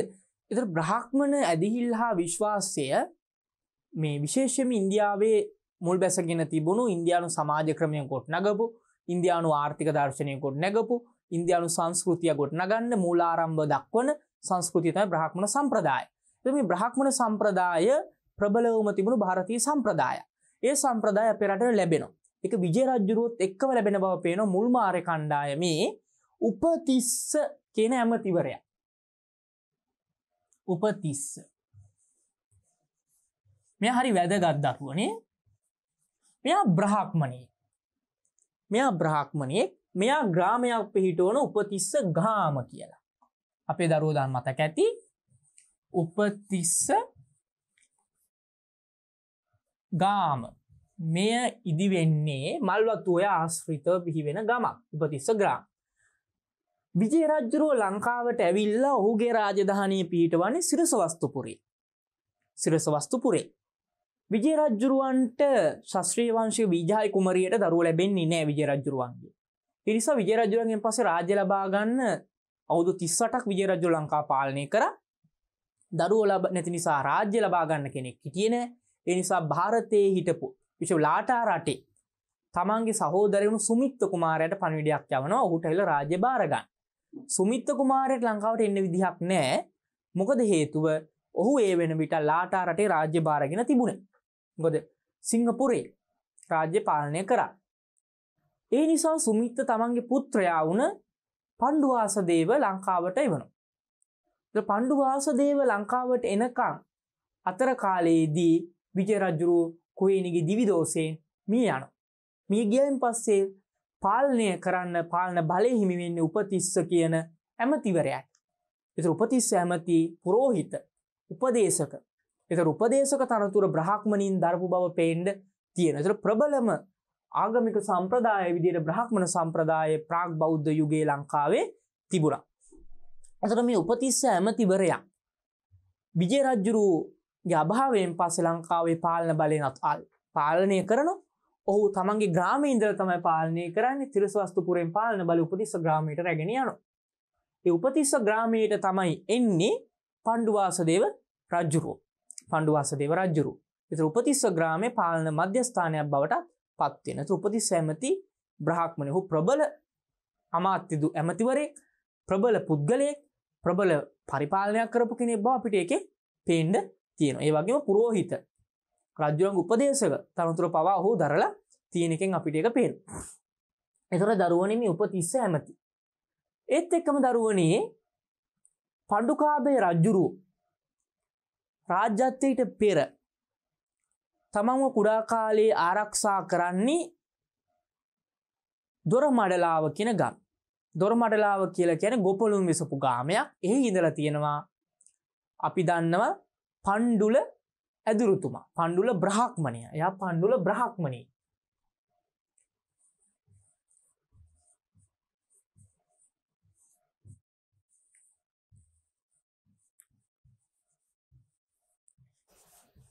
මේ පණ්ඩුල බ්‍රාහ්මණය යටතේ තමයි අධ්‍යාපනය ලබන්නේ. පණ්ඩුල බ්‍රාහ්මණය ගුරුකුලයක් පවත්වාගෙන ගියාද කියන එක පිළිබඳව අපිට නිශ්චිත තොරතුරක් නැහැ. ਉਹ අධ්‍යාපන ආයතනයක් කරවපුවා. මොකද බමුණෝ තමයි අධ්‍යාපනයේ බලය තිබුණේ ඉන්දියාවෙත්. ලංකාවෙත් වේද වේදාන්ත ආදී දර්ශනවාද උගන්වන්නේ නැත්තේ බ්‍රාහ්මණය. ඒතර මේ බ්‍රාහ්මණයන් ප්‍රබල අධ්‍යාපන කාර්යයක නිරත වුණා. මොකද ඒගොල්ලන්ට තමයි ඒ බලය තිබුණේ. අධ්‍යාපන මධ්‍යාන යජනං යාජනං තත කියලා නේද? මනුස්මෘතියේ සඳහන් වෙන්නේ. ඒතර අධ්‍යාපන අධිකාරී බලයක් ඔවුන්ට තිබුණු නිසා මේ පණ්ඩුල බ්‍රාහ්මණයා යම් අධ්‍යාපන කාර්යයක නිරත වූ කෙනෙක් බව අපිට හිතන්න පුළුවන්. කොහොම වුණත් මොහු යටතේ ඉගෙන ගන්නේ බව මූලාශ්‍රයේ තියෙන්නේ පණ්ඩුකාභය කුමාරයයි ඒත් එක්කම චන්ද්‍ර කුමාරයා. චන්ද්‍ර කියන්නේ බ්‍රාහ්මණී. පණ්ඩුල බ්‍රාහ්මණයාගේ පුත්‍රයා. චන්ද්‍ර එයත් බ්‍රාහ්මණී. පණ්ඩුකාභය රජු රාජ්‍යත්වයට පත් වුණායින් පස්සේ තමන්ගේ උපදේශක පුරෝහිත තනතුර පත් කරගන්න මේ චන්ද්‍ර බ්‍රාහ්මණය. ඒතකොට පේනවා බමුණන් බ්‍රාහ්මණ සම්ප්‍රදාය අපේ රටේ රාජ්‍ය පාලනයේ මෙහෙවපු අය. ඒතකොට ඒගොල්ලෝ බ්‍රාහ්මණ මූල ධර්ම අනුව තමයි මේ පාලනය ගෙන යන්න ඕන ආකාරය පිළිබඳ තොරතුරු ලබා දෙන්නේ. විස්තර කරන්නේ. ඒවා විවරණය කරන්නේ. ඒ රාජ්‍ය පාලන මූලධර්ම හඳුන්වා දුන්නේ බ්‍රාහ්මණ දෘෂ්ටියක් මත පිහිටලා. ඒතර බ්‍රාහ්මණ දෘෂ්ටිය තමයි විශාල වශයෙන් මෙහිදී වැදගත් උනේ දරුවනේ. ඒතර උපතිස්ස, ගාම, කණ්ඩුල බ්‍රාහ්මණය, චන්ද්‍ර බ්‍රාහ්මණය. ඒතර ඒ වගේ බ්‍රාහ්මණ හැදහිල්ල අපේ රටේ තිබුණු බව පේන්න තියෙනවා. තව බ්‍රාහ්මණ හැදහිල්ල සඳහා තොරතුරක් අපිට ලැබෙනවා. මේ මහා වංශයේ ධාවන පරිච්ඡේදයේ තියෙනවා දරුවනේ වචනයක් සොත්තිශාලා. හරි වැදගත්. සොත්තිශාලා.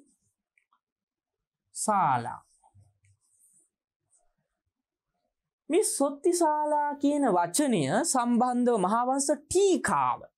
මහාවංශ ටීකාව මොකද්ද දරුවනේ? හොඳට මතක තියාගන්න. මහාවංශ ටීකාව ටීකාව. මහාවංශ ටීකාව 11 වන සියවසේ ලියවෙන වංශත්තප්ප කාසිනී කියන පොත. මේ මහාවංශ ටීකාවේ දරුවනේ දක්වලා තියෙනවා මේ සොත්තිශාලා කියලා කියන්නේ ස්වස්ති වචන. ස්වස්ති. ස්වස්ති. ස්වස්ති කියන්නේ ස්තෝත්‍ර නැත්නම් යහපත උදෙසා ගායනා කරන වචන. ඒවා සංස්කෘත ශ්ලෝක. එතකොට ඒව සජ්ජායනා කරපු ශාලා සොත්තිශාලා කියලා එක මතයක්. එක මතයක් විදිහට දක්වලා තියෙනවා.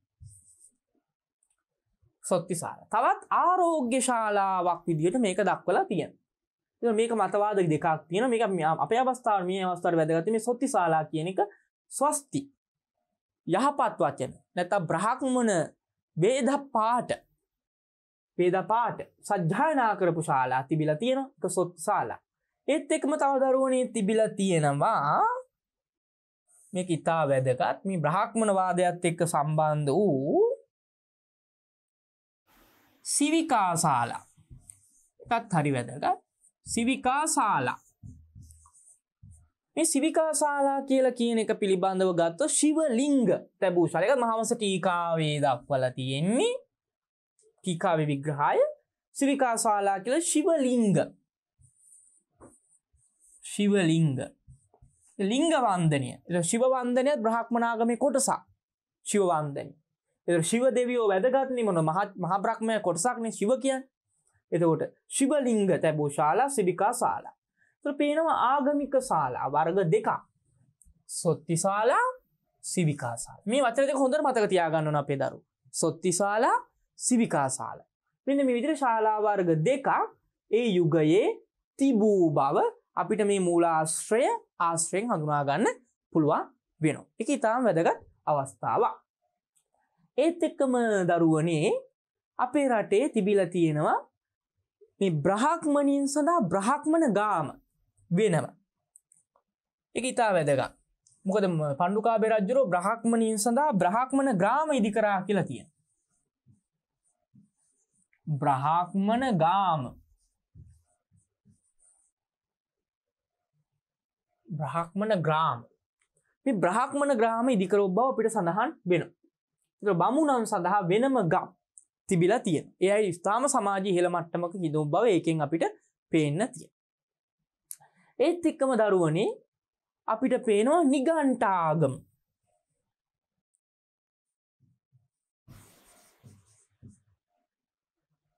නිගණ්ඨ.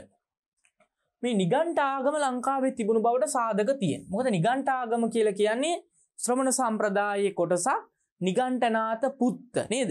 බුදුහාමුදුරන්ට පෙර ಭಾರತයේ පහළ බුදුහාමුදුරන්ට පෙර පිරිනුවම් පානවා කියලා සඳහන් කරන්නේ. ඔහු ජින කියන වචනයෙන් හඳුන්වලා තිනවා. ජින කියන වචනේ ජින කියලා කියන්නේ බුදුවරයෙක් විදිහට යාව හඳුන්වලා තියෙන මේ ශාසනය.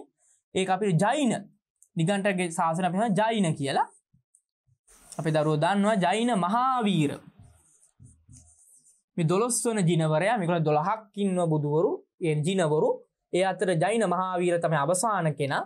ඒතර ජෛන මහාවීරගේ ජෛන දර්ශනය නැත්තම් ජින නැත්තම් නිගණ්ඨ ආගම පිළිබඳ අදහස අපේ රටේ තිබිලා තියෙනවා. ඒකට උදාහරණ ගත්තොත් ගිරි කියලා නිගණ්ඨේ ඉඳෝ බව සඳහන් වෙනවා.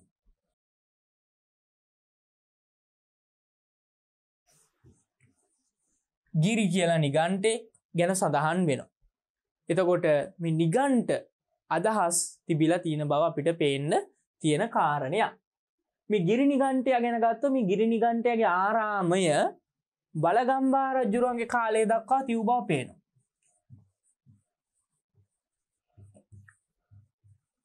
රාජ්‍ය සමය දක්වා තිබිලා තියෙනවා. බලගම්බා රාජ්‍ය සමය දක්වා මේ ගිරි නිගණ්ඨයගේ ආරාමයේ තියු බව පේනවා. මොකද බලගම්බා රජුරුවෝ පංචද්‍රවිඩාක්‍රමණය පුලස්ත බාහිය පනේමාර පිලේමාර දාටිය කියන ද්‍රවිඩියෝ 5 දෙනා ලංකාව ආක්‍රමණය කරයින් පස්සේ පලා යනකොට මේ ගිරි නිගණ්ඨයගේ ආරාමය ආශ්‍රයෙන් යන්නේ. එහිදී මහා කළු සිංහලයා පලා යනවා කියලා කියන්නේ මේ ගිරි කියන නිගණ්ඨය. එයාගේ ආරාමය විනාශ කළා. එතන ගිරි අභයගිරි බලගම්බා රජුරුව වට්ටගාමිනී අභයනේ පාලි නම අභයගිරි කියන විහාරය ඉදි කරා කියලා තියෙනවා. ඒතර මේ ගිරි ආරාම අවසන් වශයෙන් සඳහන් වෙන නිගණ්ඨ ආරාම සඳහන් වෙන බලගම්බා රාජ්‍ය සමයේ. එතකොට මේ ගිරි ආරාම නිගණ්ඨ ආරාම බෞද්ධ ආරාම බවට පස්සේ කාලේ පත් වෙන්න ඇති කියලා. මොකද පුරා විද්‍යාත්මකව අපිට මේ නිගණ්ඨ ආරාම පිළිබඳ තොරතුරු ලැබෙන්නේ නැහැ. මොකද ඒකෙන් පේනවා මේ නිගණ්ඨ ආරාම බෞද්ධ ආරාම බවට පස්සේ කාලේ පත් වෙන්න ඇති කියන කාරණේ. එතකොට ගිරි ආදී නිගණ්ඨයෝ ඉඳු බව පේන්න තියෙනවා. නිගණ්ඨ නම් ජෛන මහාවීරගේ අදහස. හැබැයි ඒ වුණත් මේ ජෛන අදහස් නොතිබෙන්න ඇති බවට අදහසකුත් තියෙනවා. මොකද ඒගොල්ලෝ මහා සාගරය තරණය කරන්නේ නැහැ කියන අදහසක් තියෙන. ඒගොල්ලෝ විනයට අනුව කොහොම වුණත් ඒගොල්ලෝ කොටස් දෙකක් ඉන්නවා. ශ්වේතම්බර හා දිගම්බර කියලා. ඒ ජින දර්ශනය නැත්නම් ජෛන අදහස් ඒගොල්ලන්ගේ තියෙන අර්ධමාගදී මූලාශ්‍ර ත්‍රිපිටකයක් ඒගොල්ලන්ගේ තියෙනවා.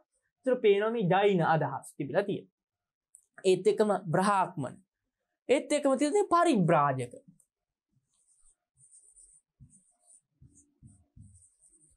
පරිබ්‍රාජක කියලා කියන්නේ පුතේ පැවිදි වූ කොටසක්. තවත් පැවිදි කොටසක්. ඒ කියන්නේ දැන් අපි දන්නවා සුන්දරී පරිබ්‍රාජිකා. බුදුහාමුදුරන්ට අපහාස කරන්න කටයුතු කරන්නේ. නේද? මේ ගියේ වග්ගයේ උදාන පාළියේ මේ ගියේ වගේ සුන්දරී කියලා සූත්‍රයක් තියෙනවනේ. ඒකේ මේ සුන්දරී පරිබ්‍රාජිකාව වෙනත් පැවිදි වෙලා හිටපු පරිබ්‍රාජකයන් මේ බෞද්ධ භික්ෂුන් වහන්සේ හිස මුඩු කරලා චීවර වගේ වස්ත්‍ර දරපු මහාන්ලා හිටපු ඒගොල්ලෝ ධර්මයේ ව්‍යාප්ත කරපු පිරිසක්. බුද්ධ ශ්‍රාවකයෝ නෙමෙයි. මේ පරිබ්‍රාජක සම්ප්‍රදාය ලංකාවේ තිබුණු බවට පේන සාධක ගණනාවක් අපිට හම් වෙනවා. ඒ අතර ප්‍රධානම එකක් තමයි අපි දන්නවා මේ වීජායි කුමරිය ලංකාවට එනකොට විශේෂයෙන්ම ඇය එන්නේ මහාතිත්ත වරායට. ඇය එනකොට එන්නේ පබ්බජ්ජා වේසයෙන් කියලා තමයි මහාවංශයේ තියෙන්නේ.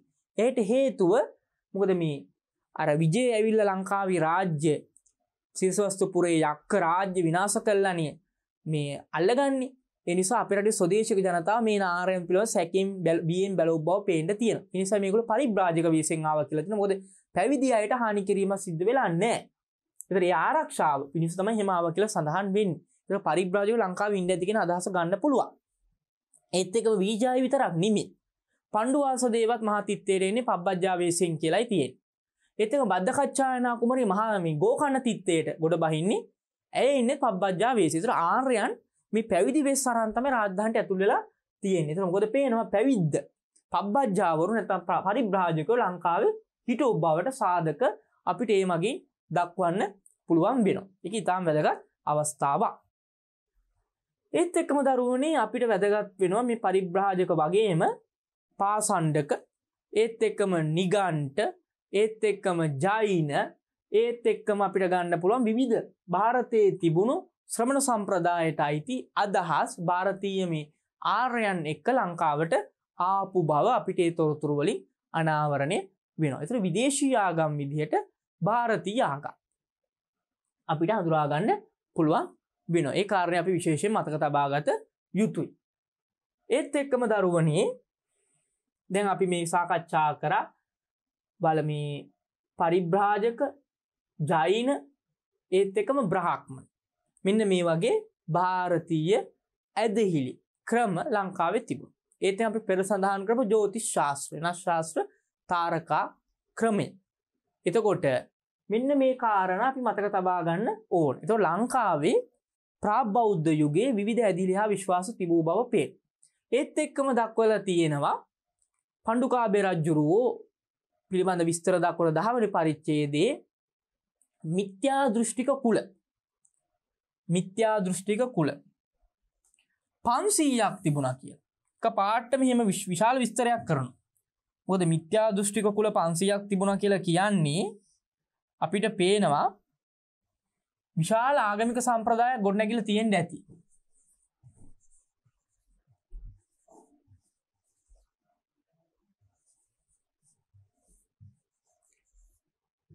මිත්‍යා දෘෂ්ටික කුල 500ක් තිබූ බව සඳහන්. ඒ අයටත් විවිධ ආයතන ඉදිකරා කියලා තියෙනවා. මිත්‍යා දෘෂ්ටික කුල 500ක් තිබුණා කියන එකෙන් පේනවා විවිධ ඒ මොනවද කියන එක පිළිබඳ මොනවද මේ මිත්‍යා දෘෂ්ටිකින් කියලා හැදින්නුවේ කියන එක පිළිබඳ විශ්වාසයක් නැහැ. අනිත් දේවල් පරිබාහිර දේවල්ද කියලා මේ මිත්‍යා දෘෂ්ටි කුණේ මොන ආගම මතපදනම් වෙලාද කියලාත් අපිට කියන්න බෑ. කොහොමද මිත්‍යා දෘෂ්ටි කුල 500ක් තිබුණ බව සඳහන් කිරීම ඉතා වැදගත් කාරණයක්. විශාල ආගමික භාවිතයක් ප්‍රාබ්බෞද්ධ යුගයේ අපේ රටේ තිබුණු බව ඒක හොඳ මූලාශ්‍රයක්. හොඳ තොරතුරක්. අපේ දරුවෝ මේක විශේෂ මතක තියාගන්න ඕන. මිත්‍යා දෘෂ්ටික කුල 500ක් තිබුණු බව මේ 10 වන පරිච්ඡේදයේ මහා වංශ සඳහන් වීම. ඒතකොට ඒක ඉතාම වැදගත් අවස්ථාවක්. ඒතකොට පේනවා විශාල ආගමික භාවිතයක් ආර්යයන් හරහා අපේ රටේ භූමිය තුල ගොඩ නැගිලා තිබුණා කියන එක. ඒක අපි හොඳට විශේෂයෙන් මතක තබා ගන්න ඕන කාරණයක්. මේ කාරණා විශේෂයෙන් අපි අවධාරණය කරගත යුතු වෙනවා. එහෙනම් දරුවනේ අපි අද සාකච්ඡා කරපු මේ පාඩම් කොටසේ ප්‍රාබ්බෞද්ධ ඇදිහිලි නැත්නම් ආගමික තත්වය පිළිබඳ විග්‍රහයේ කෙටියෙන් අපි බලමු මොනවද මේක සාකච්ඡාවට අපි භාජනය කරේ කියන කාරණා. මේකේ බලන්න හොඳට අපි සාකච්ඡා කරපු කාරණා කීපය. ප්‍රාබ්බෞද්ධ ඇදිලියා විශ්වාස අපි කොටස් දෙකකට බෙදාගත්තා. දේශජ ඇදහිලි, විදේශීය ඇදහිලි. ස්වභාව ධර්මය මලවුන් පිදීම ආදී කාරණා මත පදනම් වෙලා අභිචාර සම්ප්‍රදායක් ඔස්සේ නේද පුතේ? වරුණ ආදී දේවත්වයන් ඔස්සේ මේ වනස්පති පර්වත ආදී වන්දනාව තිබුණා. එහිදී අපි මහා වංශයේ 10 වන පරිච්ඡේදයේ අපේ දරුවන්ට මම සඳහන් කරා විශේෂයෙන්ම අපේ දරුවෝ බලා ගන්න ඕන පරිච්ඡේදයේ මහා වංශයේ 10 වන පරිච්ඡේදය. එහි පණ්ඩුකාභය රාජ්‍ය සමය තමයි වැදගත් උනේ. යක්ෂ වන්දනය කොයි විදිහට තිබුණේ? කාලවේල, චිත්තරාජ, වලවාමුකී, පච්චිම රාජිනී, දේව වන්දනය, කම්මාර දේව, ව්‍යාධ දේව, වෘක්ෂ වන්දනය, නාග වන්දනය, ඒත් එක්කම නශ්‍රාස්ත්‍ර, නැකත් කෙලි, විදේශී ආගම් විදිහට බ්‍රහ්මණ ආගම, ඒත් එක්කම අපි කතා කරා නිගණ්ඨ ආගම, ඒත් එක්කම පරිභාජක ආදී දේවල්. මෙන්න මේ කාරණා ඔබ හොඳින් මතක තබාගත යුතු වෙනවා දරුවනේ. එහෙනම් බලමු අපි අභ්‍යාස ප්‍රශ්නය. දෙවෙනි ප්‍රශ්නේ දෙවෙනි කොටස. මිහිඳු හිමියෝ සංවිධානගත ලෙස ධර්ම ව්‍යාප්තිය සඳහා කටයුතු කළ. ඒ සඳහා අනුගමනය කළ ක්‍රියාමාර්ග දක්වන්න. මිහිඳු හාමුදුරුවෝ කොහොමද සංවිධානගත ලෙස මේ ධර්මය ව්‍යාප්ත කළේ? මිහිඳු හිමියෝ සංවිධානගත ලෙස ධර්ම ව්‍යාප්තිය සඳහා කටයුතු කළහ. ඒ සඳහා අනුගමනය කළ ක්‍රියාමාර්ග දක්වන්න. ඒතර දුවේ පුතේ මිහිඳු හාමුදුරුවෝ වැඩම කරන්නේ බුද්ධ වර්ෂ 236. මේ ප්‍රශ්නෙට පිළිතුර ලියනකොට පුතේ මිහිඳු හාමුදුරුවෝ වැඩම කිරීම ගැන ලොකු විස්තරයක් ලියන්න ඕනේ නැහැ. අපිට ඒක ප්‍රවේශය ගන්න පුළුවන් මේ ප්‍රශ්නෙට කෙලින්ම ප්‍රශ්නේ තුලින්ම මිහිඳු හිමියෝ සංවිධානගත ලෙස ධර්මයෙන් ව්‍යාප්ත කිරීම සඳහා විවිධ කටයුතු ක්‍රියාමාර්ග අනුගමනය කළා. උන්වහන්සේ වැඩම කරන්නේ බුද්ධ පරිනිර්වාණ 236 දී. එතකොට එතුමා උන්වහන්සේ වඩින්නේ තරුණ රජෙක් තිස්ස කියන රජුරුවන්ගේ පාලන කාලෙදී. වඩින්නේ උන්වහන්සේ වැඩම කළ පළවෙනියෙන්ම බණ කියන්න තෝරගන්නේ කවුද? රටේ පාලකයා නේද? රටේ රජුරුව තෝරගන්නේ. අන්න පාලකයා පළමුව බෞද්ධයෙකු කිරීම.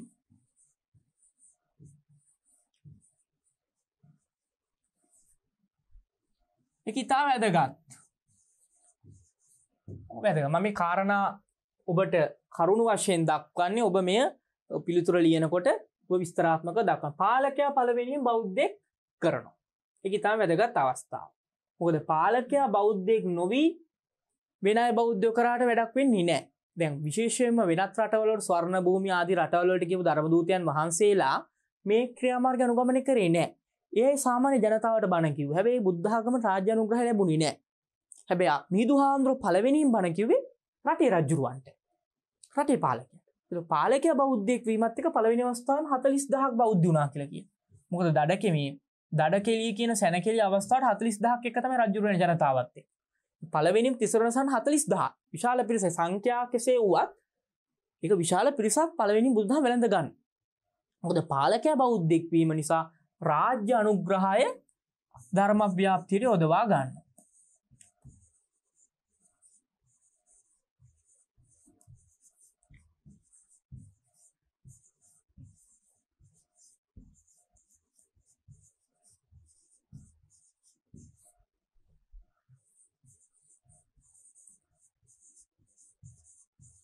යොදා ගැනීම රාජ්‍ය අනුග්‍රහයි. මිහිඳු හිමියන් සංවිධානගත ලෙස කරපු දෙවෙනි වැඩේ තමයි රාජ්‍ය අනුග්‍රහය. ඒත් එක්කම උන්වහන්සේ ධර්ම දේශනා ශෛලිය අන්න ඒක ඉතා වැදගත් වුණා. උනස් ධර්ම දේශනා ශෛලිය.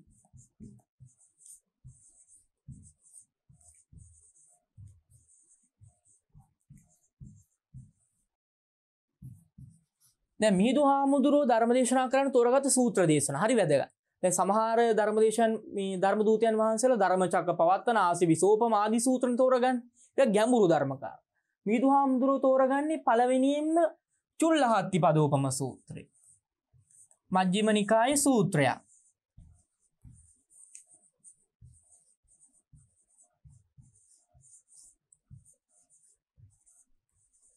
චුල්ලහත්තිපදෝපම සූත්‍රය තෝරා ගැනීම වැදගත් වෙන්නේ මජ්ක්‍ධිම නිකායේ ඕපම්ම වගේ සූත්‍රයන්. ඕපම්ම කියලා කියන්නේ උපමා බහුල සූත්‍රය.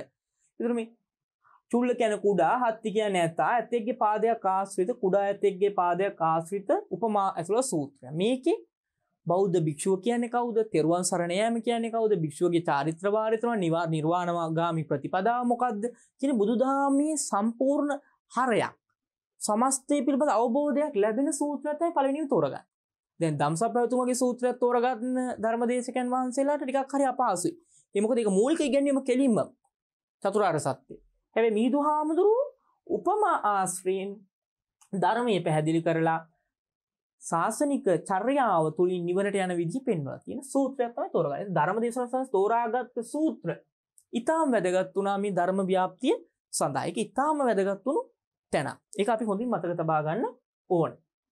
චුල්ලහත්තිපදෝපම සූත්‍රය. ඊළඟට බලන්න රජමාලිගාවට ගිහලා බණ කිව්වේ මොකෙන්ද? പ്രേතවත්තු විමානවත්තු විසවරුන්ට. ඒ කියන්නේ අපේ රටේ තිබුණු දේශජ ඇදහිල්ලක් වුණ പ്രേත වන්දනයත් දේව වන්දනයත් කියන දෙක භාවිත කරලා ඒ දෙක ආශ්‍රය මිනිස්සු දන්නේ ඇදහිල්ලක් ආශ්‍රයෙන් බණක් කිව්වා. ඊපස්සේ දේවදූත සූත්‍රය. දේවදූත සූත්‍රයේ තියෙන අපාය ආදී දේවල් සංකල්ප. ඒක පිනට පවට මිනිස්සු බිය ඇති කිරීම සහ පවට බිය ඇති කරලා පිනට ලැබි කිරීම. අන්න ධර්මයේ පළවෙනි ප්‍රතිපදාව. සබ්බ පාපස්ස අකරණ. පව් වලින් වළකින්න ඕන කියන එක පිළිබඳ අදහස් ලබා දුන්නා. දේවදූත සූත්‍රය වගේ සූත්‍ර වලින් අපාය විග්‍රහය. ඒතර බලන්නේ ක්‍රමානුකූලව ධර්ම ව්‍යාප්ත කළා. ඒත් එක්කම බුදු සසුන ලංකාවේ පිහිටුවන්න අවශ්‍ය කරන භෞතික පැත්ත විහෙර විහාර. මහා විහාර භූමිය ලකුණු කිරීම ඉතා වැදගත්නේ. මහා විහාර භූමිය සැලසුම් කිරීම.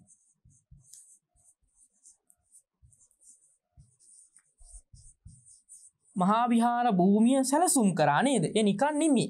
මේ තැන්වල මේ විහාරාංග කියලා බලන්න භෞතික වශයෙන් යම් සංකීර්ණයක් අවශ්‍ය වුණ ආගමික සංස්ථාවක ව්‍යාප්තිය ඒ ගොඩ නැගුවා. එතනින් නැවතුනේ නැහැ. මිනිස්සු අතර වන්දනාමානයට යමක් එකතු කරා. මොකද්ද? චෛත්‍ය වන්දනාව නේද? මේ චෛත්‍ය වන්දනාව හරහා ප්‍රාබ්බෞද්ධ හැදිලි දෙකක් සංකේතවත් වුණා. එකක් පර්වත වන්දනය සංකේතවත් වුණා. අනිත් එක මියගිය අයගේ භස්මාවශේෂ දහත් නැත්තම් අස්ති කැබලි ගෙනල්ලා ඒ වන්දනා කිරීම වෙනුවට ලෝතුර අමාමෑණී බුදු පියාණන් වහන්සේගේ සර්වඥ ධාතු වන්දනේ ධාතු චෛත්‍ය සිද්ධ වුණා. ඒ තූපාරාම දාග බිදි කළා. ඒත් එකම බෝධි වන්දනේ වෘක්ෂ වන්දනය අර්ථාන්විත කළා නේද? බෝධි වන්දනය හරහා වෘක්ෂ වන්දනය අර්ථාන්විත කළා. මියගියට පින්පෙත් අනුමෝදන් කිරීමේ චාරිත්‍රය තබා දුන්නා. ඉතින් බලන්න මිනිස්සු අතර තිබුණ ඇදහිලියා විශ්වාස මේ බුදුදහමත් එක්ක මිශ්‍ර කරලා අපිට සිංහල බුද්ධ ආගමක් ගොඩනගා ගන්න කටයුතු කරනවා. ඒතනින් අතර වුණේ නෑ මිහිඳු හාමුදුරුවෝ. ඊළඟට අනතුරුව අපේ රටේ බුද්ධ ආගම අපේ රටේ අයටම උරුමයක් බවට පත් කළා. ඒ උරුමයක් බවට පත් කරන්නේ නිකන් නෙමෙයි. අපේම රටේ දෙමව්පියන්ට දාව ඉපදුණු අපේම රටේ කුමාරයෙක් විනය ඉගෙනගෙන ඒ විනය සංගායනා කිරීම තුළින් බුදුදහම මුල් බැස ගන්නවා කියන අදහස රජුරවන්ට ලබා දීලා අරිට්ඨ කුමරු ඇතුළු 500ක් පැවිදි කළා. තූපාරාම විනය සංගායනාව කරා. බලන්න ධර්ම සංගායනාවක් කරනෝනේ පළවෙනියෙන්. තූපාරාම විනය සංගායනාව. මොකද ශාසනීය ආවිෂය විනය කියලානේ අපි දක්වන්නේ. ඒතර විනය සංගායනා මුල් අවස්ථාවේම කරනවා. බලන්න ඒතර මුල් බැස ගන්න එක ප්‍රධාන හේතු සාධකයක් වෙනවා. ඒතර මිහිඳු හාමුදුරුවෝ මේ ධර්ම ව්‍යාප්තිය කිරීම භික්ෂුණී ශාසනය කාන්තා පැවිද්ද ඇති කරනවා. ආපු අලුතම නේද? ඒ සඳහා සංඝ මිත්තාතරණී වැඩම කරනවා නේද?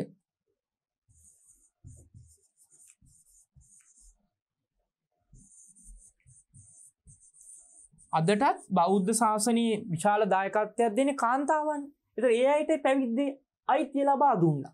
ඒතර බලන්න බුදුහාමුදුරුවෝ දබා දුන්නු මේ ශාසනික දායද අපේ අයට සම්පූර්ණ මුන්වහන්සේ ලබා දෙනවා. ඒතර මේ භික්ෂුණී ශාසනය වෙන රටවල එකපාරට ඇති වෙන්නේ ධර්ම දූතයන් වහන්සේ. බලන්න අපේ රටේ මේ බුද්ධ ආගම එදා මිහිඳු හාමුදුරුවෝ ගෙනාපු දවසේ ඉඳලා ඒක ස්ථාවරව අවිච්ඡින්නව චිරානුගතව පවතින හේතුනේ මෙන්න මේ අනුගමනය කරපු ක්‍රියාව. තව ගොඩක් දේවල් තියෙනවා. අපේ දරුවන්ට මෙන්න මේ කාරණා කිහිපය අනුසාරයෙන් මේ පිළිබඳව අවධානය යොමු කරන්න පුළුවන්. මේ වගේ ප්‍රශ්නයක් දරුවන්ට ලැබුණාම අපේ දරුවෝ මෙන්න මේ විදිහට කරුණු මම මේ ගොනු කරපුව ඔබ ඡේදාශ්‍රිත විස්තර කිරීම වැදගත් වෙනවා. මේ කරුණු කීපයක් 5ක් 6ක් යොදාගත්තම ඇති. මේ 5ක් 6ක් ආශ්‍රයෙන් මේ ප්‍රශ්නෙට පිළිතුරු ලියලා පුහුණුව ලබා ගන්න ඕන වෙනවා. මිහිඳු හිමියෝ සංවිධානගත ලෙස ධර්ම ව්‍යාප්තිය සඳහා කටයුතු කළා. ඒ සංවිධානගත ලෙස.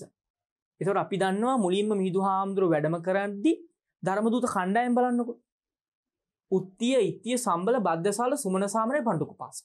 ඒතර මේන ධර්මදූත කණ්ඩායම ගත්තොත් උපසම්පදා හාමුදුරුවෝ 5 නමක් හිටින විදිහට.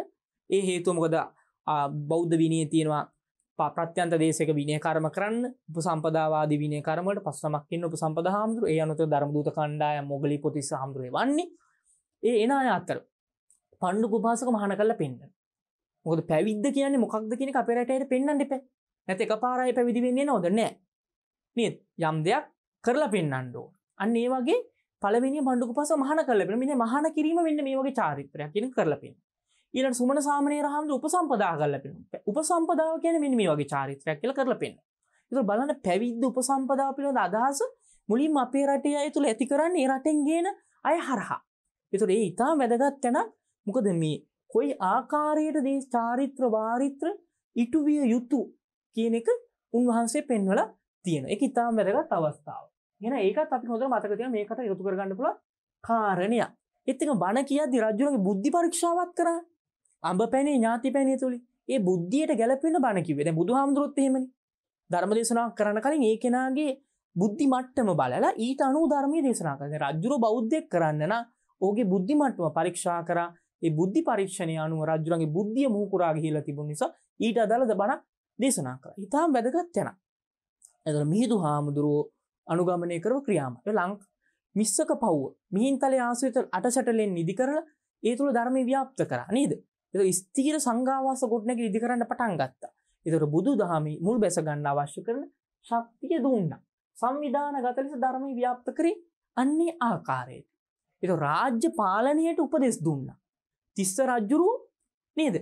දේශපාලනයත් එක්ක බුද්ධධම සම්බන්ධුනේ එතන ඉඳලා. මිහිඳු හාමුදුරුවෝ ලංකා ගමනේ එක්ක. ඒක ලංකා ඉතිහාසයේ අදත් දේශපාලනයත් එක්ක බුදුදහම සම්බන්ධ වෙන්න අවශ්‍ය කරන මූලාරාමයේ මිහිඳු හාමුදුරුවෝ. මොකද මිහිඳු හාමුදුරුවෝ තමයි තිස්ස රජුරන්ට අවශ්‍ය කරන අර්ථයෙන් ධර්මයෙන් අනුශාසනා කරන්නේ.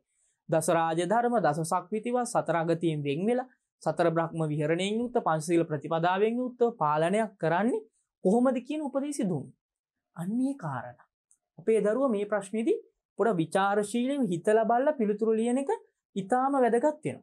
ඒක හොඳින් මතක තබා ගන්න ඕනේ.